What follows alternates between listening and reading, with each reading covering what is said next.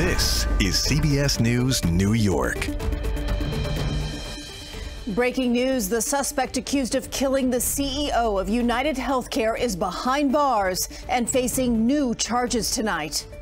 We do not kill people in cold blood to resolve policy differences or express a viewpoint. Tonight, new details emerge in the investigation as authorities praise the person who spotted the suspect in Pennsylvania, leading to his arrest. Good evening. I'm Christine Johnson. Maurice is off tonight. That suspect now charged with the murder of CEO Brian Thompson. He is expected to be sent back to the city to face those charges. It was a customer at a Pennsylvania McDonald's who first spotted Luigi Mangione today, less than a week after the Midtown killing. Tonight, New York prosecutors say they're filing a murder charge against him. Police say inside his recovered backpack, they say they found a gun and a silencer. Investigators say the suspect was also found with writings suggesting anger with corporate America. We have team coverage here tonight with the breaking details. Jenna DeAngelis has more on the suspect. Jennifer Bisram will take a closer look at the gun used in the crime. But let's begin with Allie Bauman. She is live in Altoona, Pennsylvania with the very latest from there. Allie? Christine, that murder charge starts the extradition process back to New York. Now, police believe Luigi Mangione had been traveling around Pennsylvania since Brian Thompson was killed, from Philly to Pittsburgh to here in Altoona, where he was finally spotted by a customer at this McDonald's.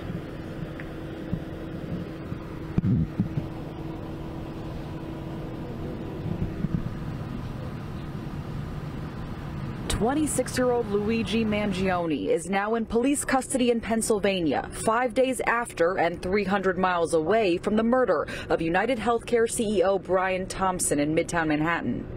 This case is hinged on attention. Authorities say around 9:15 Monday morning, Mangione was eating breakfast at an Altoona McDonald's when a customer recognized him from the wanted photos and told an employee who called police. Officer Tyler Fry, who's in his first 6 months with Altoona PD, directed Mangione to remove his mask. We just didn't even think twice about it. We knew that was our guy. Then Fry asked if he had been in New York City recently. He became visibly nervous, kind of shaking at that question, and he didn't really answer it directly. When prompted for his ID, police say he gave this fake New Jersey driver's license, which investigators believe was used to check into the Manhattan hostel 10 days before the shooting. Police arrested Mangione for forgery and, once in custody, searched his backpack, where they found a U.S. passport, clothes which matched the shooter's attire, a ghost gun with a suppressor consistent with the murder weapon, and a 3-page handwritten manifesto. We don't think that there's any specific threats to other people mentioned in that document, but it does seem that he has some ill will toward corporate America. Police revealed Mangione also had various electronic devices, which they believe he was using to evade detection. Very careful with trying to stay low profile, avoid cameras. Police say the most crucial clue in this investigation has been this photo from seemingly the only time the suspect pulled down his mask in New York. But the NYPD has been working around the clock to track his moves, from his arrival by bus to New York City to his escape from the crime scene by bicycle to Central Park, where detectives recovered a backpack, and his taxi ride to the Uptown bus terminal, where they believe he fled. Some of these detectives that are standing behind me haven't been home since Tuesday when this incident happened. Investigators are now pouring through what they call a mountain of evidence, trying to fill in the gaps of his journey and determine if he acted alone. If you have any information regarding this suspect or his travels throughout Pennsylvania, please share those tips with us immediately. Now, Mangione is being held here in Altoona on forgery and 2 gun charges. Authorities say the extradition process back to New York could take days or even weeks. We're live in Altoona, Pennsylvania tonight. Allie Bauman, CBS News, New York. All right, Allie, thank you. Mangione came from a wealthy family and excelled at school. His past far different from the man who investigators say came to New York targeting the CEO of UnitedHealthcare. Jenna DeAngelis has that part of our coverage. The man behind the mask in these photos, believed to be 26-year-old Luigi Mangione, once known as a valedictorian and Ivy League graduate, now a suspect in the killing of the UnitedHealthcare CEO. It does seem that he has some ill will toward corporate America. According to the NYPD, Mangione was born and raised in Maryland.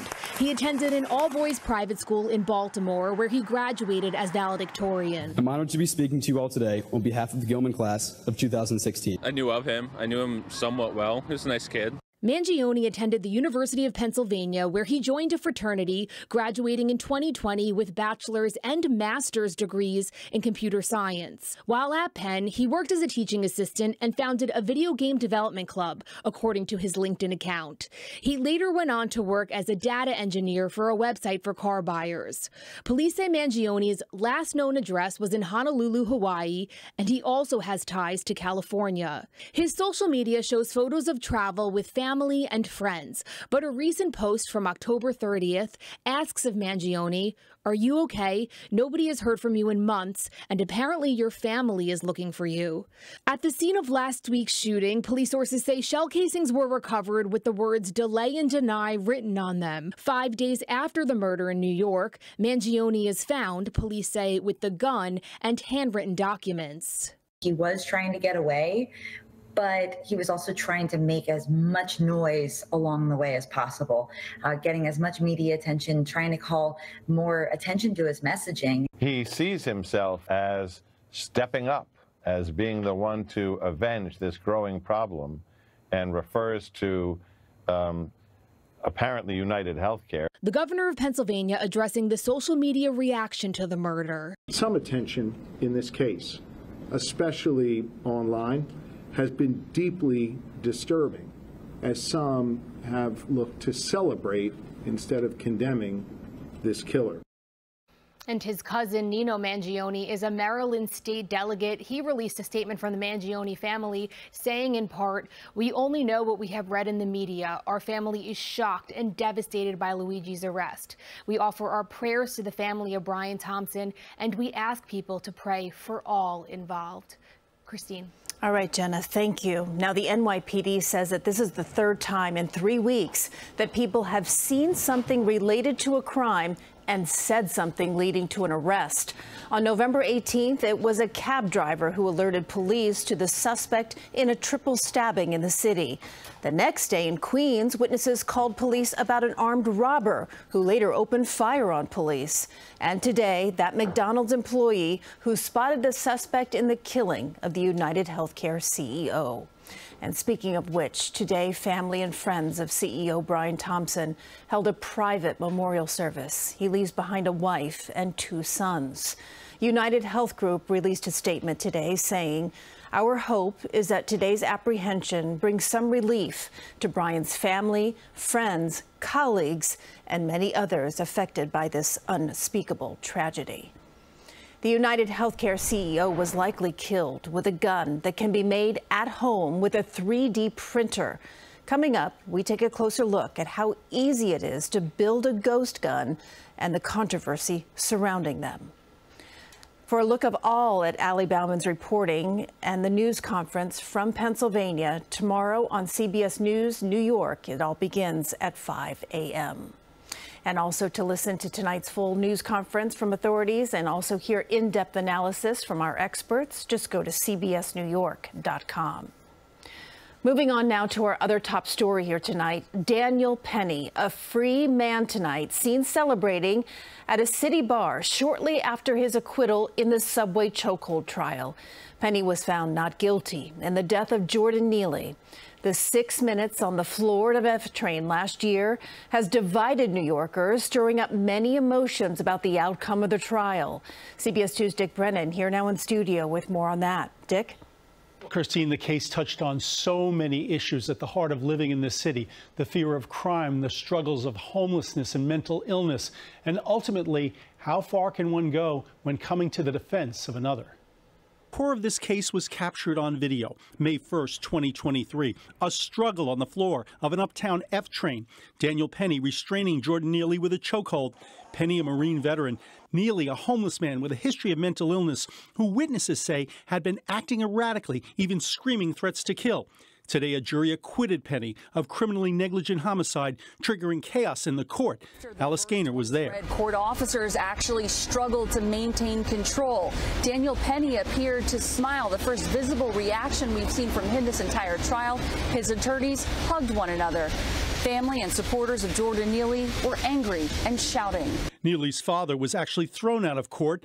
Later, he was somber. My son didn't have to go through this. I didn't have to go through this either. It hurts.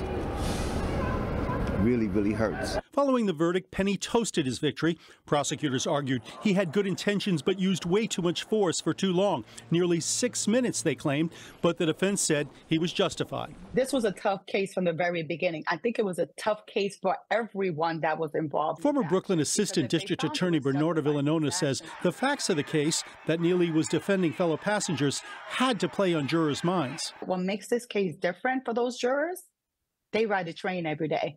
They're familiar with the train. So every time they were on the train for these weeks of trial, they were thinking about this trial and how they would have reacted. The jury deliberated more than 3 days. The case took a twist on Friday when jurors deadlocked on the more serious charge of second-degree manslaughter. You have a lot of thought that happens over a weekend break. And there may have been one juror, two jurors, we don't know, who really thought he should have been convicted. And upon reflection and persuasion by their fellow jurors, thought about the burden of proof. Now, Manhattan DA Alvin Bragg says he respects the verdict of the jury, but he says during the trial, prosecutors and their families were besieged with hate and threats on social media, by phone and over email. He said that is simply unacceptable. Christine. Okay, Dick, thank you. We do have extensive coverage on this trial on our website. Alice Gaynor was inside the courtroom every day, and you can see her reports at cbsnewyork.com. We're tracking more heavy rain and strong wind on the way. Lonnie will have more in his first alert weather day. Lonnie? Without a doubt. Look, it's not necessarily tomorrow. Tomorrow you got cloud cover, another damp day out there. Not so bad outside actually right now. It's Wednesday. A first alert weather day for Wednesday. Big rain, winds. It's all coming up. KJ, it's all yours. Okay, Lonnie. Also a New Jersey man stuck in Syria. I'm afraid. I know he's afraid. The plea from his family tonight to bring him back home during the unrest there. Also, a refund on inflation. The proposal from the governor of New York to put hundreds of dollars back in your wallet. The weapon investigators say was likely used in the murder of the UnitedHealthcare CEO is a ghost gun, which can be made at home. Tonight, Jennifer Bisram reports on the debate over ghost guns and just how easy they are to build and end up on our streets. This is the weapon police say was used to brazenly kill UnitedHealthcare CEO Brian Thompson in Midtown Manhattan last week, allegedly by Luigi Mangione. The information we're getting from Altoona is that the gun appears to be a ghost gun, may have been made on a 3D printer, the capability of firing a 9mm round. According to the NYPD, 382 ghost guns were recovered as of November 18th this year, and 400 all of 2023. Earlier this year, ATF gave us an inside look into one of the agency's vaults, full of recovered firearms, including ghost guns. And in April, the Manhattan District Attorney's Office showed us how easy it was for staff to watch a video game online, then get tutorials on how to build a ghost gun.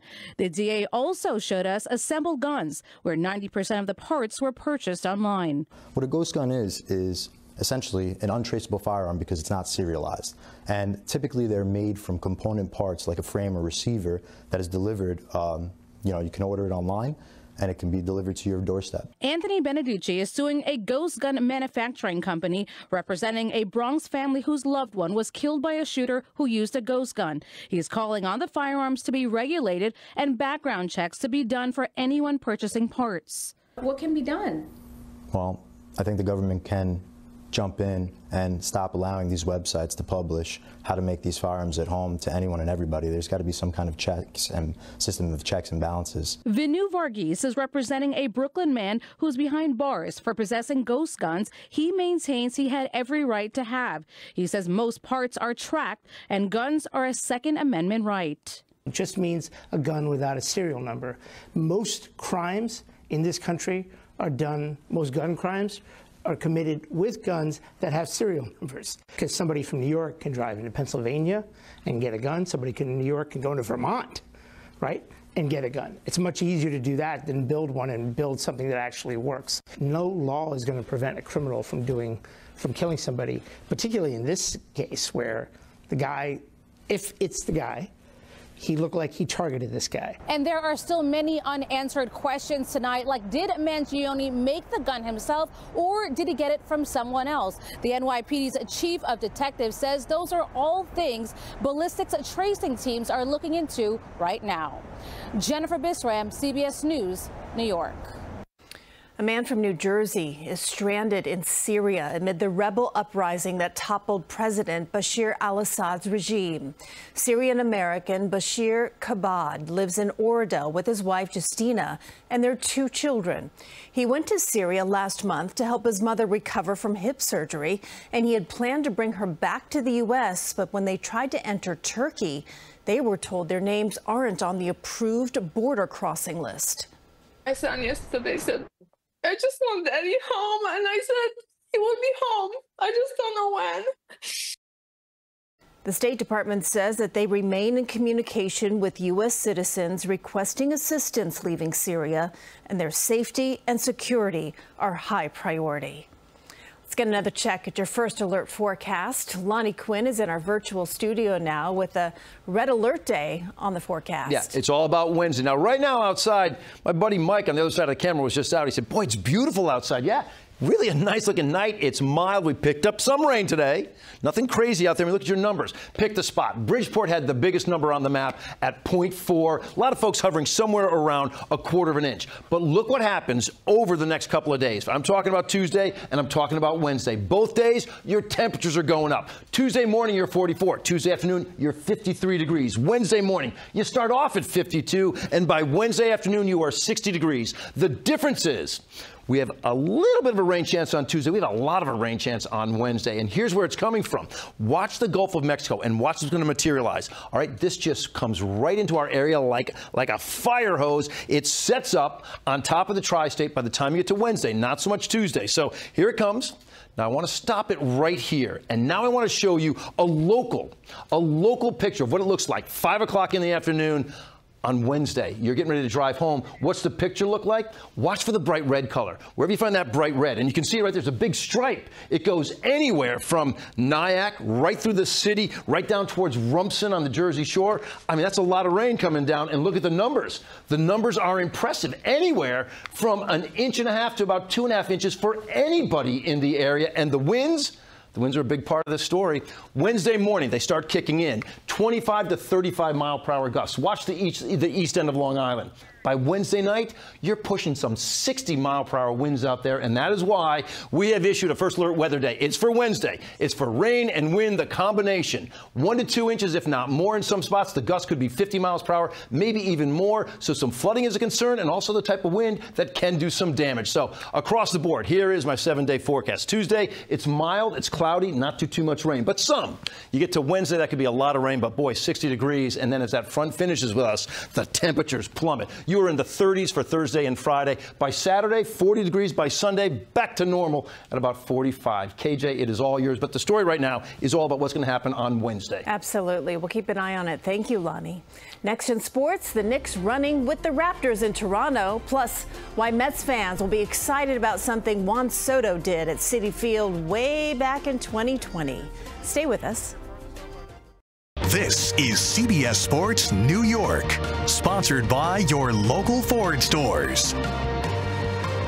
All right. right, mark it down on your calendar. Mets at Yankees for a 3-game series, May 16th, 17th, and 18th. That'll be the first time the two teams meet since Juan Soto decided to push away the pinstripes and sign a 15-year, $765 million deal with the Mets. By the way, those staggering numbers could actually reach 15 years and $800 million. But did you know these numbers? His 2 longest career home runs came in a 3-day span at Citi Field back in 2020. That's his new home. This one flew by the apple 463 feet from home plate. Then he outdid himself, hitting one over the seats in the right field upper deck that went 466 feet. I'm not saying this is why he signed, but it didn't hurt the Mets case.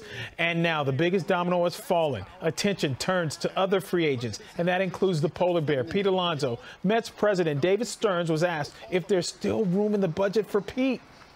Our ownership has consistently demonstrated that there's going to be resources when we need them.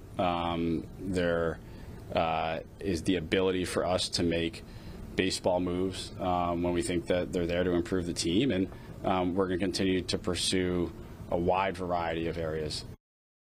Last year, the Yankees traded 5 players to acquire Juan Soto. High risk, a few wins from the highest reward, a World Series ring. Brian Cashman said today, it's not a deal we regret. Cash also added that the Yankees went above and beyond their comfort level with their bid for Soto. And while they're going to be aggressive in free agency, they're not, quote, going to be drunken sailors, just spending their money all over the place. Knicks and Raptors, only game in the NBA tonight, and Jalen Brunson knew everyone was watching. Check him out, holding the pose, just a 4-point play to give the Knicks a 1-point lead. Yeah, we got it, Jalen, 4-point play. But the Raptors wouldn't go away. R.J. Barrett, you remember him? Of course you do. Barrett ties it at 108. He finished with a game-high 30 points. Then Brunson with one of his 11 assists, finding Karl Anthony Towns inside for the deuce and a 2-point lead. And then the Bodega Cat pulls out the dagger with a long-range 3. Big Cat with 24 points, 15 boards tonight. The Knicks won a good one in Canada, 113-108. I can't tell you what he was saying. This is a family show. Yeah. He was very excited, though, making himself right at home in New York, back home. Knicks fans are excited, too, Yep, huh? and the Rangers lost to the Blackhawks tonight. All right. Thank you, Otis. Yep. Next, proposal to give you a refund on inflation, where the money would be coming from.